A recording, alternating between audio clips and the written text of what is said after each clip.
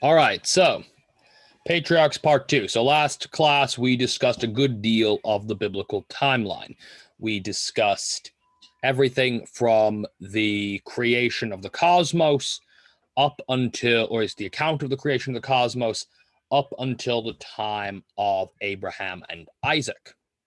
So what we're going to do today is we're going to pick up with the life and times of Isaac, and we're going to continue until the reign of the patriarch Joseph. Now, this is not the Joseph of the Nativity story, Joseph. That's the Mary and Joseph of Christmas Joseph. This is a different Joseph. There's multiple Josephs in the Bible. Well, really, there's only three that you really got to know. All right, let's continue. So let's talk a little bit about Isaac, right? So we all remember, so in case, a little reminder, class, Isaac was the second of Abraham's two sons to be born. He is the father of the Israelite people, of the Hebrew people, the Jewish people, and through them, the Christian religion. Now, one of the things that's important to understand is Isaac was born to Abraham much later than should be naturally possible. And one of the things that's important to understand about that is that this makes his birth somewhat miraculous. And when Isaac is still a young man, God tells Abraham that he should sacrifice his only son. So Abraham agrees he'll do it, takes Isaac up to a hill, ties him up. He's about to sacrifice him.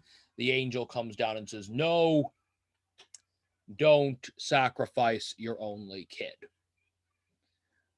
Abraham then goes and finds a goat whose antlers are stuck, his horns are stuck in a thicket, and he pulls it out and sacrifices the goat.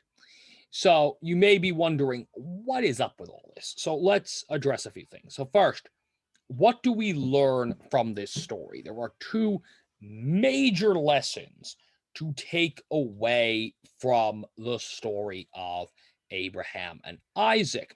The first of which, and this is the one that's usually most important to us as Catholic Christians, is the importance of the comparison with the ultimate sacrifice of Jesus, right?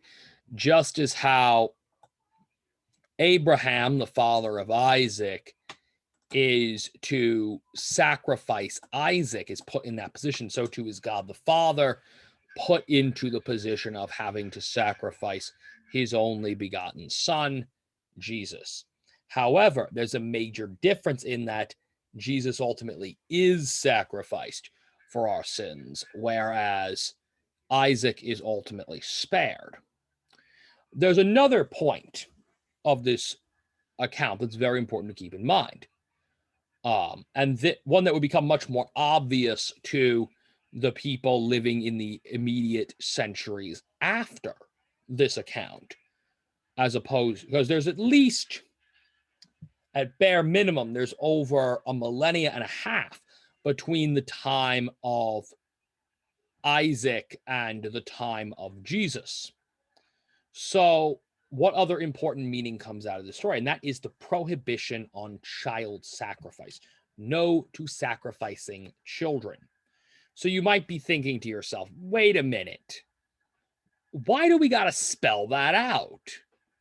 That seems like it should be a given. Normally in our society, not killing children is kind of a generally accepted idea. So what's up with this? Well, the Israelites were not alone in the world. There are other people and other cultures surrounding the ancient Israelite people, the ancient Jewish people. And not all of these cultures, had the same understanding of religion that the Israelites did. And many of them worshipped multiple false gods. They were polytheists, right? You may remember learning about polytheism in school when you talk about Egypt or Mesopotamia or places like that.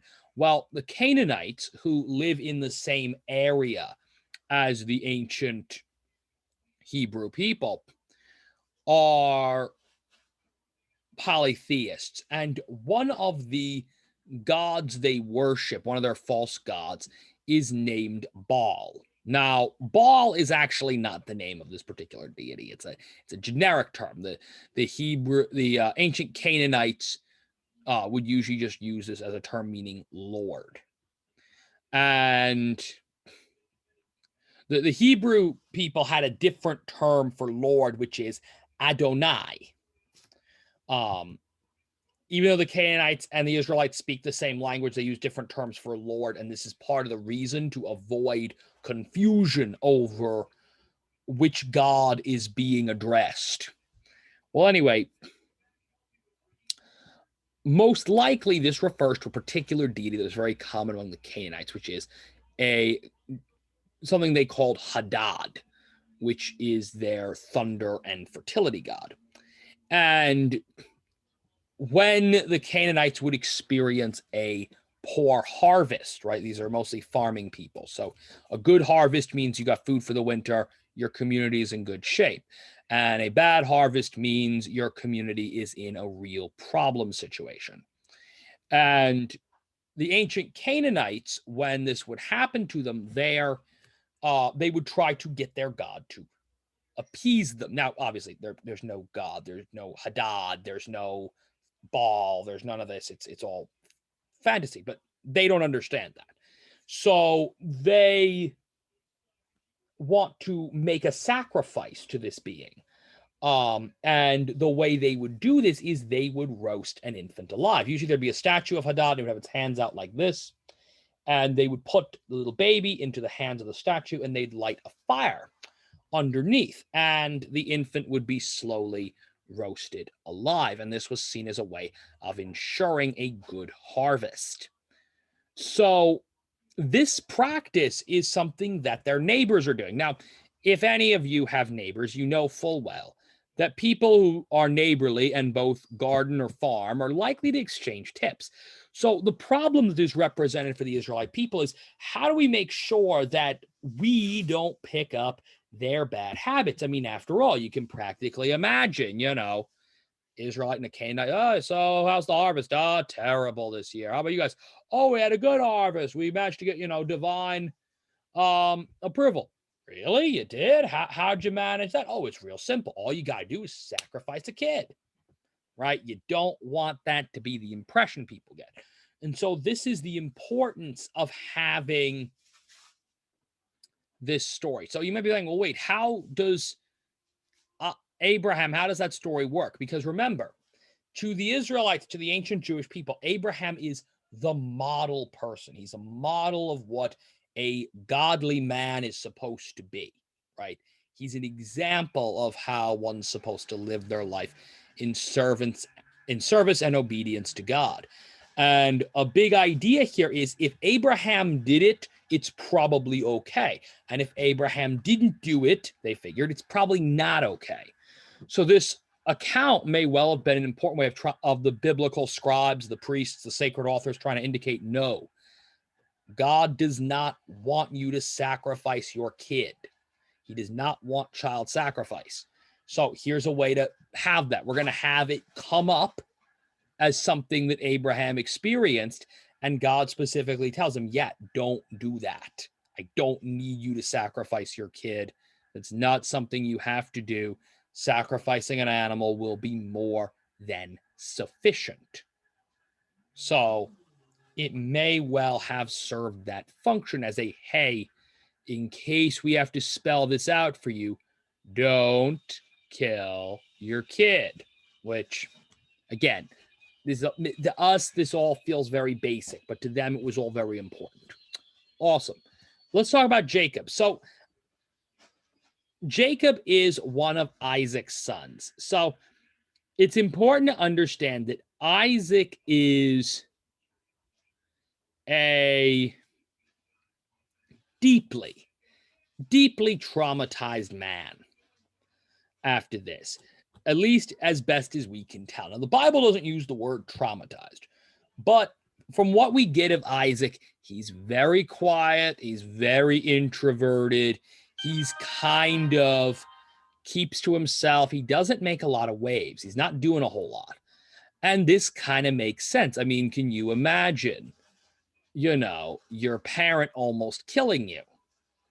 That's definitely have got to caused at least a little bit of childhood trauma, possibly. I could be wrong, but regardless, Isaac has two children, Jacob and Esau.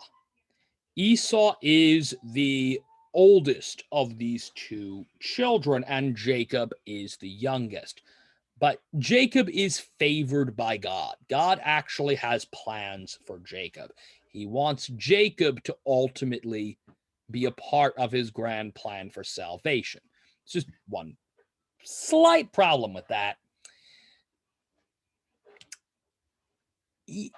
Under the traditions of the time, a father's land and possessions would go to his eldest son. So the lands that God had promised to Abraham naturally passed to Isaac. And as per tradition, those lands should pass to Esau. That's the generally accepted practice of this period. But Jacob is clever. And he convinces Esau first to sell his birthright in exchange for a bowl of lentil soup. Later on, there's an account wherein he tricks Isaac into giving him the blessing meant for Esau. So when Isaac is about to die, he's gotten very old. And as often happens to elderly people, especially in an age before skepticals, right? Before eyeglasses are invented, when people got old, their eyesight just pretty much went away. They became what we would now consider legally blind, meaning, yes, they can see shapes, they're not totally blind, but not they're not to see with any particular clarity. And this is very much a reality for Isaac. Now, luckily, Rebecca is kind of going to help Jacob out. So Isaac is about to die. He's on his deathbed. He's very sick. He's about to pass. And this is the point usually where he would give the blessing. The blessing would basically convey to whomever received it, right? This is where they would basically, remember, there's no written wills at this point. So this deathbed blessing would be an effective means of conveying that inheritance. So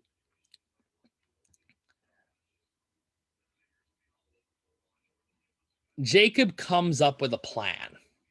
He knows that his father is going to give Esau the better blessing, but he also knows his father can't see. So when it's clear that it's almost the end for Isaac, Esau heads out to go prepare his father his favorite meal. So he goes out to go hunting. Jacob, at this point, slaughters one of the farm animals, prepares a dinner. He then puts on a hair tunic, a hair shirt made from the hair of, from wool. And this is because the two brothers were very similar, except Esau was a little bigger and hairier. So he knows his father can't really see him. So he's kind of like, Esau, is that you? That kind of thing. So he's figures out. So he shows up and he kneels before his father, and his father mistakes him for Esau, and he gives him the blessing in which he's, you'll have all this land and kings and all this goodwill. And then later on, Jacob leaves. Esau comes in, and there's not much left in terms to be dealt out to Esau now, because once the blessing is given, it can't be undone. Well, as you might imagine, Esau is not happy because his brother has cheated him out of the lands and fortune that was to be his. And he's mad. He's really furious, like furious enough to kill. In fact, Esau makes it well known he's going to kill Jacob the second he sees him.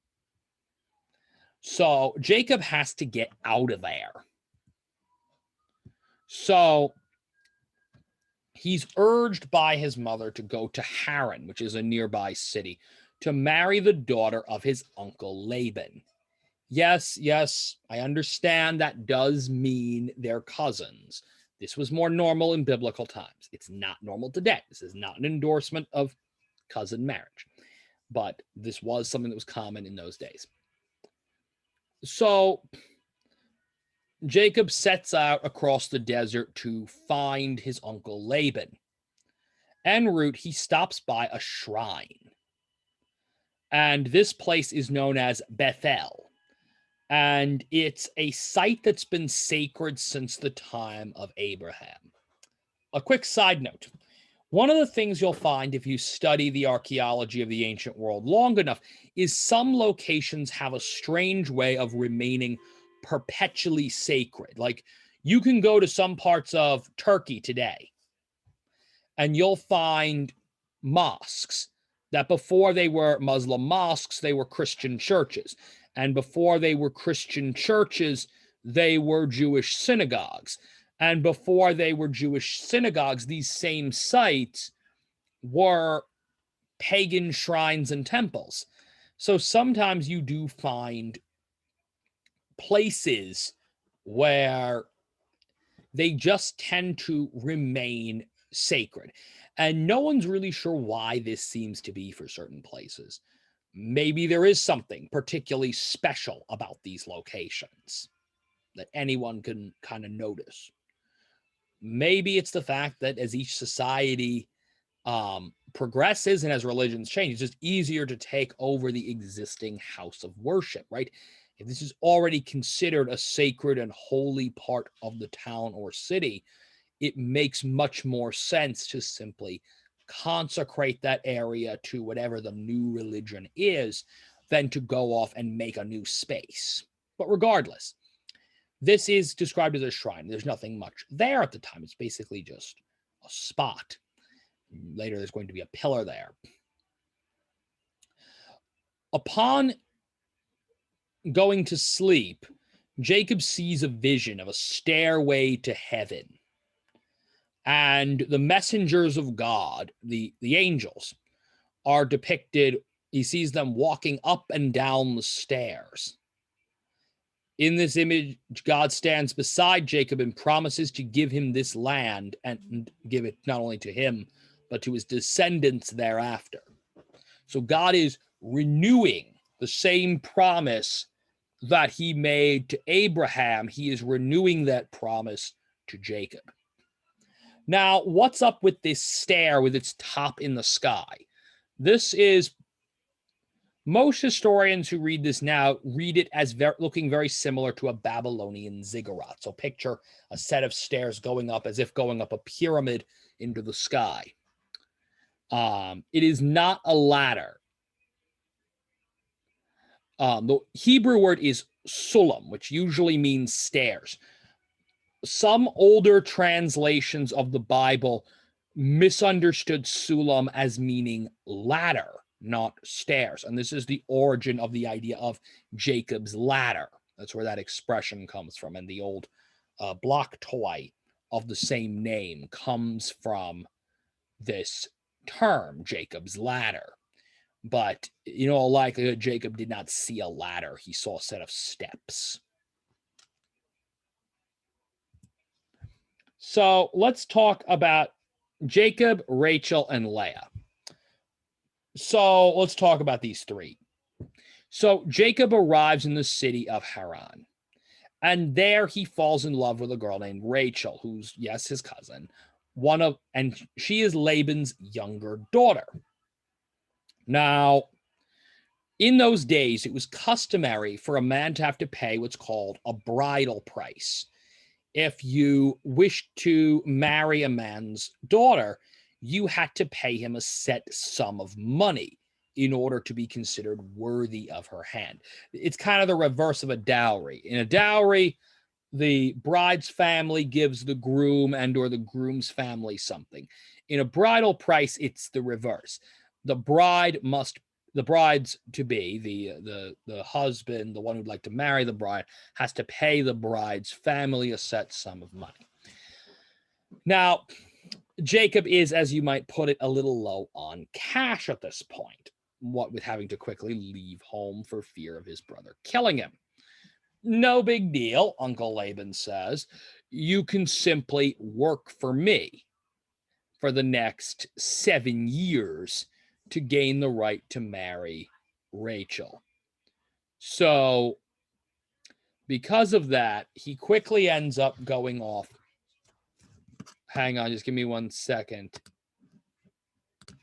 All right, as I was saying. So, Jacob basically works for his uncle for 7 years to get the right to marry Rachel. Now, fun fact about marriages. Now, as you all know, if any of you have ever been to a wedding or you've seen pictures of marriages on, TV or the internet, you know that even to this day, most bridal dresses feature a veil, right? Where the young lady has a veil that comes down in front of her face.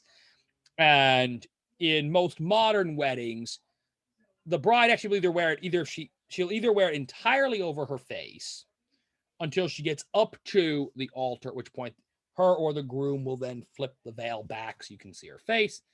Or in many modern weddings, the bride does not cover her face with the veil at all. The veil rather runs down her back like a train and merges with the bridal dress train. The bridal dress train is the fancy term for the portion of the dress that drags on the ground behind the bride. In case you wanted to know what that is. Yes, there is something called a cathedral veil. It's a very, very, very long veil that you would never wear pretty much over the front of your face, but trails down the back behind you and possibly out the door of the church, depending on the length of it. It's very long. Most people don't use them, but some people do. Anyway, this is not important. Veils. So in those days, the veil didn't get removed during the ceremony. The veil stayed on. I think you're starting to realize where this becomes a problem. With the veil still on, and these are not like modern veils. Most modern veils are a very light mesh, where honest to goodness, you can pretty much tell who's underneath it regardless. These are not those veils. These are much heavier veils. Probably more akin to what you see in the Middle East today, but I'm not sure. Again, I'm not an expert on ancient Mesopotamian and Israelite wedding customs, or at least wedding dress fashion. Point is, he could not see the face of the young lady under the veil. Well, it turns out he didn't marry Rachel. The girl under the dress was Leah. Well, Jacob is absolutely distraught at this. He's like, no, you tricked me. We had a deal. I was to marry your younger daughter. That's why I worked for you for 7 years. Why would you do this to me? And Laban says, it's not proper for me to wed my younger daughter before I found a husband for my elder daughter. Now you can imagine Jacob's absolute and utter emotional destruction. Shoe's not fun on the other foot. He's now the one being deceived, and he's not a happy camper. Luckily for him, Laban is interested in making a deal. He says, look. Relax, enjoy the wedding with Leah. I'll let you marry Rachel as well. Don't worry, you can have 2 brides. Yes, at this period in biblical history, 2 brides were okay. You're probably wondering when that stopped. And the answer to that is the medieval church. We'll talk about that a little later. But at this time in biblical history, that was still allowed, multiple wives. So when this happens, he says, look, you can marry Rachel as well. Don't worry about that. Oh, but because it's a second bride and you're going to need another bridal price, you'll have to work for me for another 7 years. So eventually he does end up with Leah and Rachel, but it cost him about 14 years of his life doing this whole business. So Israel. So eventually Jacob hears the call of God to return to the land which he had been promised. And so, hearing that call, he returns to the land of Canaan. He's still nervous because he knows his brother Esau may still well be looking for him. And he ends up going out into the desert where he encounters an angel of the Lord. In some versions of the text, it's the Lord himself, and he wrestles with the angel. He wrestles with the Lord. And that's even where this idea of Israel is the name that's later given to Jacob in the aftermath of this, of he who wrestles with God. And ultimately, he makes peace with his brother Esau. And Jacob goes on to have 11 children. These are the 11 children of Israel. So let's talk a little bit about Joseph for a moment. So Joseph is one of the youngest of the children of Israel, aka Joseph. AKA Jacob. Now, Joseph is blessed with a very unique ability. He has the ability to interpret. God has granted him the ability to interpret dreams. And soon he has a dream in which it seems as if to suggest that he's going to take leadership over his brothers. His brothers grow jealous of him, and they throw him into a hold on an old well. Thereafter, he's fished out. In some versions, they fish him out later and sell him off to slavers. In other versions, he's found by a group of traveling slavers, and he's sold into slavery. He spends many years thereafter. He's sold as a slave in Egypt, where through a variety of times interpreting dreams, he's eventually brought before the Pharaoh, the king of Egypt himself. And the Pharaoh presents him with a problem. See, the Pharaoh has been being plagued nightly by the same dream. In the dream, he sees 7 fat cows. And then these 7 fat cows are approached by and later devoured by 7 famished cows, skinny cows that look like they haven't eaten in days. And Joseph is tasked with interpreting it. And Joseph understands through God the meaning of this dream. It's a prediction for Egypt. 7 years of plentiful harvests are coming to Egypt at this time. And those 7 years of plenty will be followed by 7 years of terrible famine when food is scarce. The Pharaoh is absolutely delighted with this, and Joseph helps to arrange a plan wherein food will be stored up in grain silos during the 7 good years so that it'll be available as a reserve during the 7 years of famine. The Pharaoh not only frees Joseph from his enslavement, but essentially makes him the prime minister of the country. He invests him with a ring and a seal and orders all of his men and his servants to obey whatever commands Joseph gives to them. And so this man, Joseph, comes to become, and again, this is not the Joseph of the Nativity story. It's not Joseph the carpenter. This is a different Joseph, so don't get the two Josephs confused. But this man basically goes on to become a major figure in Egyptian politics. And eventually, as the famine sets in, his brothers find that they have no more food up in the land of Canaan. So they move south into Egypt. And eventually, the brothers reconcile. And Joseph sets up a place for his family in the land of Goshen, this is a northern part of Egypt, not far from the Nile Delta. and this becomes their land in which to stay. All right, so that now one of the interesting signs often associated with Joseph is a gift that his father Israel gave to him, which was a multicolored coat. Now,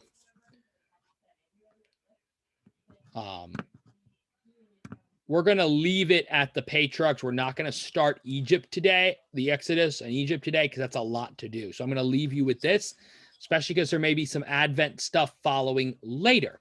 However, before we fully depart, there's one other thing I wanted to discuss with you, and that is the use of a Bible.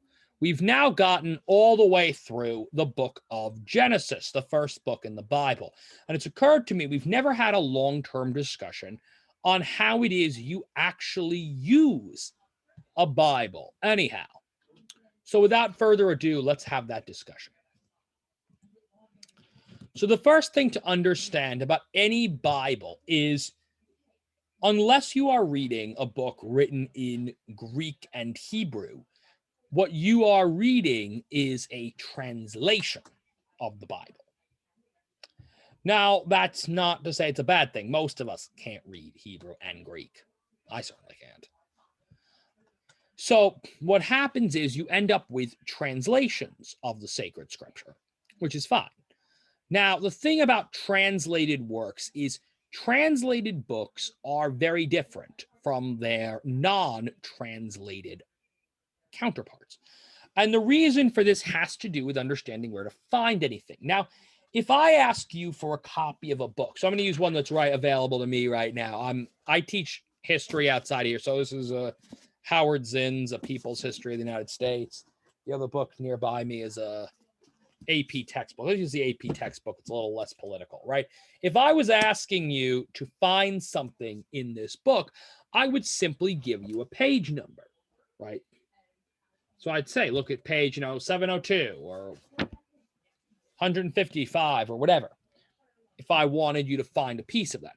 The reason that doesn't work with Bibles is because each printing of the Bible is going to have a different number of pages based on things like not only how the translation is done, but does the Bible include footnotes at the bottom? Does it include extra maps, extra pages of moral explanations? Is there a foreword at the beginning by the translator or by a bishop or a priest? And these things can throw off the page count. So, for example, I'm going to show you an example just a second here. I'm going to grab a couple of Bibles and I'm going to show you what I mean. So just hang on for 1 second. All right, as I was saying. So let's take a look. So I got a couple Bibles in front of me right now. I got a Catholic New American Bible, St. Joseph's edition. I've got a JPS, Hebrew to English Tanakh. This is a Jewish Bible. And I've got an Oxford Study Bible. Now, so let's take a look. So let's start with the Catholic Bible. Let's use that. That always seems a good place to start. So let's say I wanted to. So let's use for an example the bit about the covenant with Abraham, right? Now, in the New American Bible, that's page 15, right? It says the covenant with Abraham. That's at the top of page, oh, no, not 15, 17. It's page 7, chapter 15 is at page 17 of the New American Bible. Okay, cool. Page 17. Here's the problem. Let's say I told you to turn to page 17 in your Bible. But let's suppose instead of having this New American Bible at hand, let's suppose the Bible you had at hand was this Tanakh. If I told you to turn to page 17 in the Tanakh,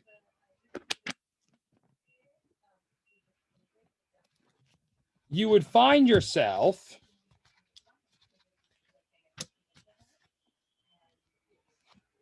over here in this section talking about the sons of Noah after the flood.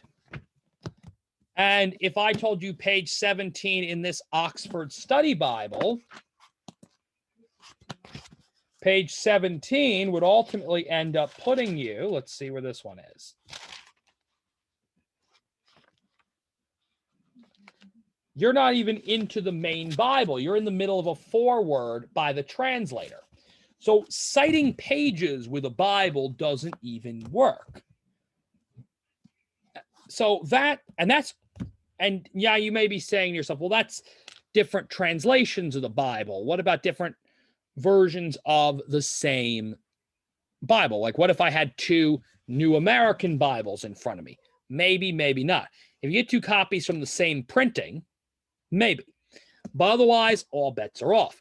So obviously, there has to be a more logical way to do this. And this is why Bibles, like many other translated ancient works, use this system. Now, most people call it, this is the book, chapter, verse system.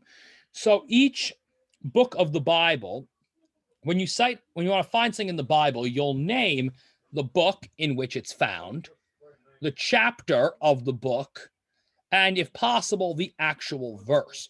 So let's suppose, for example, let's go back to something we talked about a little bit. Let's suppose we wanted to talk about Cain and Abel. And let's say specifically I want to talk about where it says, let's see, what's a good part. Cain greatly resented this and was crestfallen. And this would be part of, I would say, Genesis chapter 4, verse 5. So I would know, right? Now, if I tell you Genesis chapter 4, verse 5, and I've got a New American Bible, I know exactly where to find it. But I could just as easily find it in this Tanakh or this Oxford Study Bible.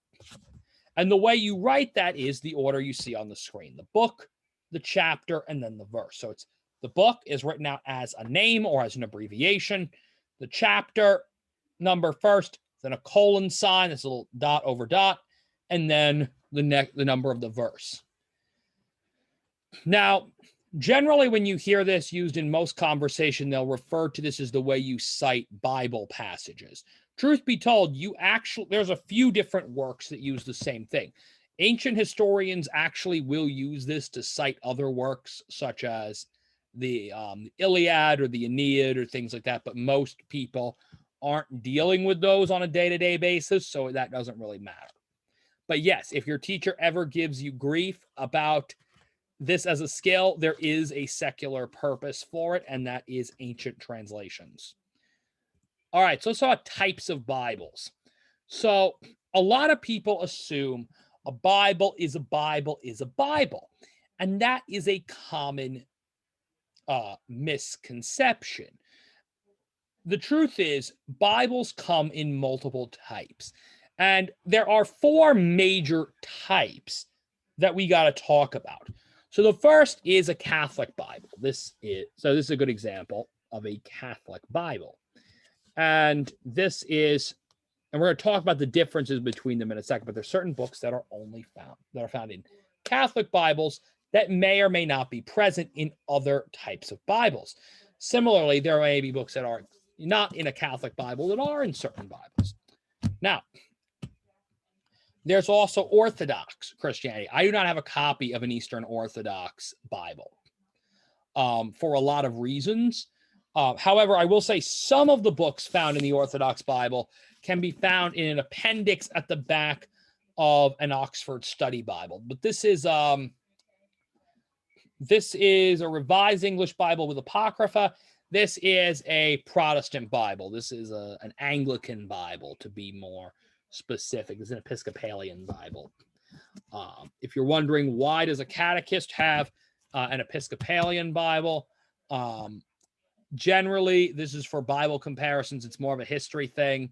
That's part of my day job. But that's how I got my hands on one of these. Protestant Bibles have a lot fewer books. Obviously, a Jewish Bible is going to be missing the entirety of the New Testament, since a major difference between the Christian and Jewish faiths concerns whether or not Jesus is or is not the Messiah, the Son of God. So obviously the books containing information relevant to Jesus and Christianity are not going to be in a Jewish Bible. However, many of your major Old Testament books are going to be right in there. So everything we've just been talking about in Genesis, you could just as easily find that in a Jewish Bible as you could in a Catholic Bible or even a Protestant Bible. Okay. So let's break down what's the difference between these Bibles. And one of the biggest differences comes down to books. So a Catholic Bible will typically contain 45 Old Testament books and 27 New Testament books. So there are 39 books of the Hebrew Bible.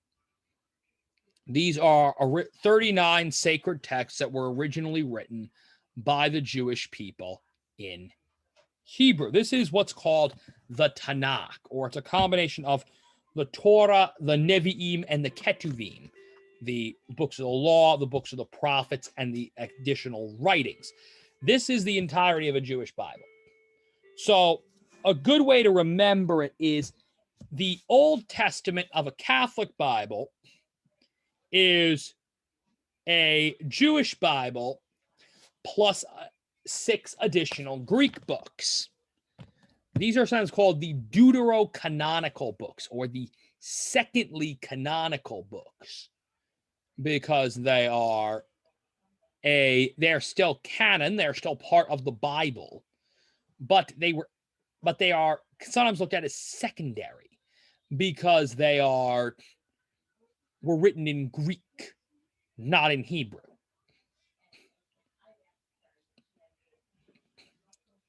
Now, a few of you may be asking, well, okay, what's the big deal about what the original language of these books were? So I'll explain.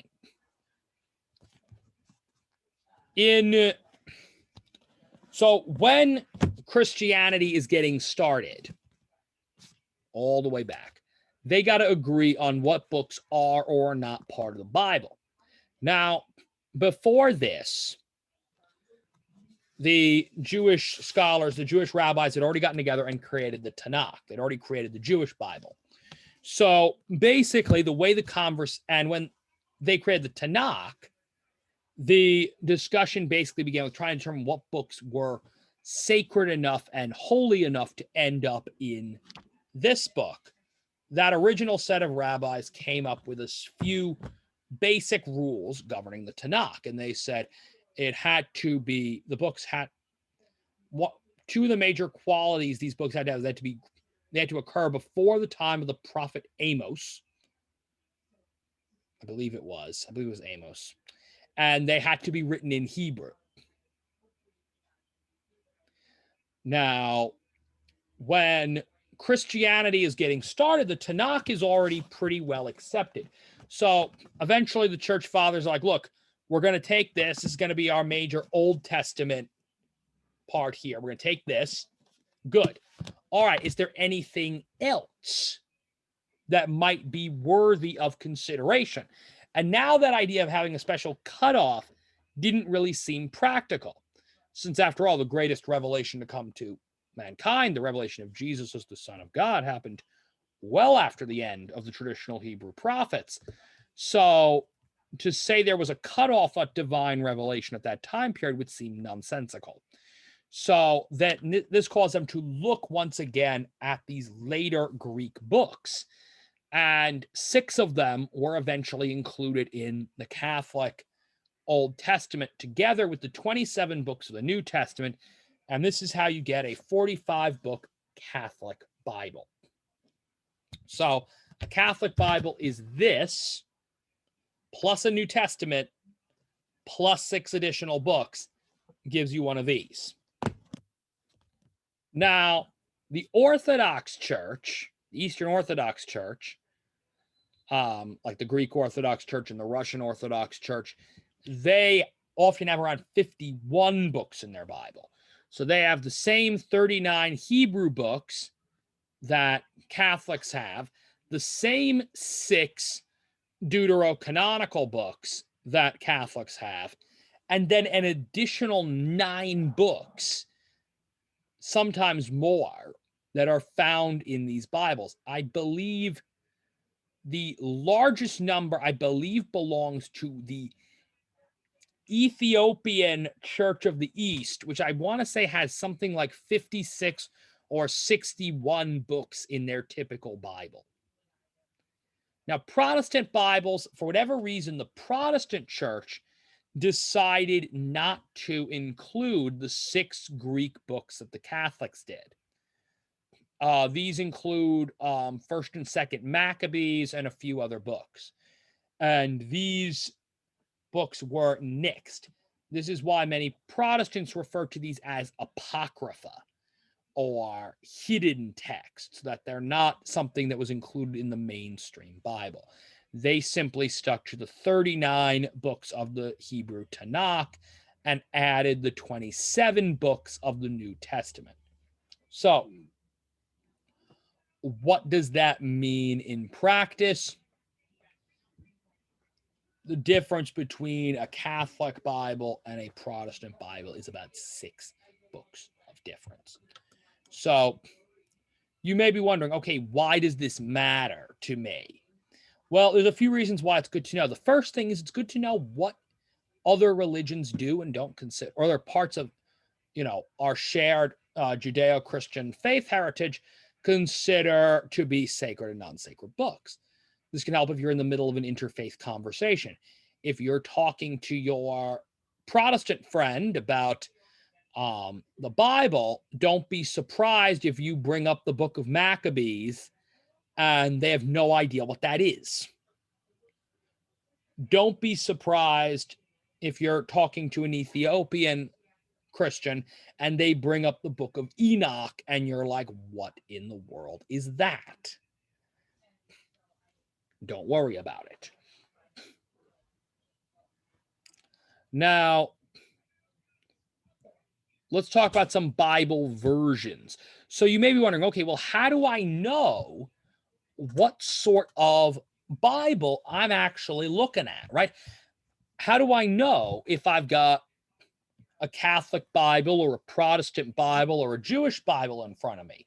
Suppose I walk into a store to buy a Bible and I don't know. There's a whole bunch of them. How do I know what they are? Well, here's some handy ones. The current English language translation of the Bible, recognized by the U.S. Conference of Catholic Bishops as the kind of official or the normal American English version of the Catholic Bible, is the New American Bible. This is it. Or this is an old printing. Now there's the revised version of this, but this is the old one. And the way you can always tell is it will have this phrase, N-A, let me see if I can hold to the camera here. N-A-B. Let me see if I can get that into the camera's view, right? That N-A-B stands for New American Bible. Now, many cases, now this Bible is very handy because they print it right on the cover and have an additional N-A-B abbreviation. And if you're ever looking at a Bible and maybe the cover just says the Holy Bible, you can always flip to the interior pages of the Bible. And usually 1 or 2 pages in, before you get to the main biblical text, you'll see something like this. And it'll tell you outright what kind of Bible you're looking at. A JPS. JPS, Jewish, this is a Jewish Bible. So this is the most common modern translation of a Jewish Bible. So you see it says JPS, it's a Jewish Bible. It stands for Jewish Publication Society. So if you see a JPS Bible, you know it's a Jewish Bible. Do not expect to find New Testament in there. Now, REB stands for Revised English Bible. This is a common version of study Bible, like the Oxford Study Bible. A lot of them will be Revised English Bible translations. The final one we got to talk about is the KJV, or King James Version. Now, among all the Bibles ever printed, the King James Version is probably the most prolific. If you pick up a random Bible any place, there's a very real chance you're going to find a King James Version. Now, King James versions were the first, or were among the first ones translated by Protestant clergy, and they've been printing them forever. And the King James Version, the biggest thing about it is it hasn't changed since it was first printed under the reign of King James of England. The problem with this is it hasn't changed since the reign of King James of England.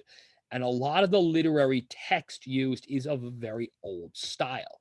If you read it, it'll sound more like you're reading something written by William Shakespeare than something a modern English person would understand. There's a lot of thous and thines and thys. So besides it not being a Catholic Bible, it may be a bit of a challenge to understand it if you're not used to that language.